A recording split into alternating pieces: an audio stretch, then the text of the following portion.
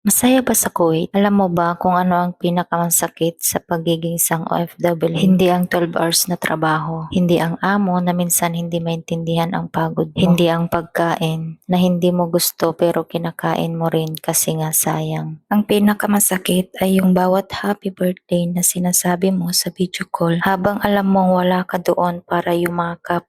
6 na taon na kong wala sa Pasko ng pamilya ko. 6 na Pasko na ang nagdaan at ang tangi kong regalo sa kanila ay pera na galing sa pinagpawisan ko dito. Tapos ako, ang regalo ko sa sarili ko ay video call na 5 minuto bago ako magsimula sa aking trabaho. Sabi nila matapang daw kami. Oo, matapang kami kasi kailangan namin maging matapang. Hindi pwedeng umiyak sa harapan ng amo. Hindi pwedeng sabihin pagod na ako kasi baka palitan ka bukas. Kaya tinatago namin ang luha sa banyo. Sa CR na 2 minuto lang ang pwedeng gamitin. Sa gabi habang nakahiga sa kama na hindi sa akin, iniisip ko sila. Yung anak ko na nagsasabing, Mama, kailan ka uuwi? At wala akong masagot kundi malapit na anak, konti na lang na naging taon. Taon na naging habang buhay na pangungulila. Pero bakit nandito pa rin kami? Bakit kinakalimutan namin ang sarili namin para sa kanila? At ito yung sagot, kasi mahal namin sila. Kasi gusto namin na yung anak ko hindi na maranasan ang buhay na meron ako ngayon. Gusto namin na makapagtapos sila. Makakain ng 3 beses sa isang araw nang hindi nag-aalala. Kaya tinitiis namin ang homesick. Tinitiis namin ang pagiging iba sa bansang hindi sa atin. Tinitiis namin ang salitang katulong na minsan parang binababa ang pagkatao mo. Pero tandaan mo to, hindi ka lang katulong, hindi ka lang tagapaglinis, hindi ka lang tagapagluto. Ikaw ay ina, ikaw ay ama, ikaw ay anak na lumalaban para sa pamilya. Ikaw ang dahilan kung bakit may pang tuition, may pang maintenance, may pang ulam sa hapag. Minsan napapagod ako, minsan gusto ko nang sumuko at umuwi. Pero tuwing nakikita ko yung picture ng pamilya ko sa wallet ko, naalala ko kung bakit ako nandito. Hindi ako nandito para sa sarili ko. Nandito ako para sa pangarap nila. At sa pangarap na yon, ako ang magtatrabaho. Ako ang magtitiis,